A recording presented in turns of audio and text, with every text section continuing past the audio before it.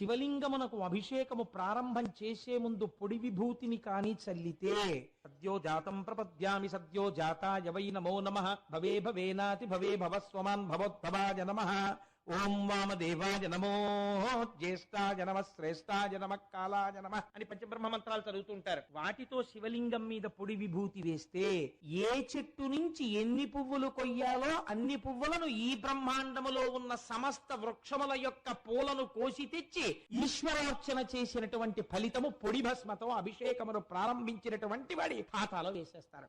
భస్మకున్న గొప్పతనం. విభూతిని నీటిలో కలిపి ఆ విభూతితో నమ సోమాయ చ రుద్రాయ చ నమస్తామ్రాయ చ అరుణాయ చ నమ శంగాయ చ వసుపతయే చ నమ ఉగ్రాయ చ భీమాయ చ నమో అగ్రే వధాయ చ దూరే వధాయ చ నమో హంత్రే చ హనీయసే చ నమో వృక్షేభ్యో అంటూ అభిషేకం చేస్తే తెల్లటి విభూతిదార శివలింగం మించి కింద పడగానే ఈయన పాపములన్నీ హరిస్తారు.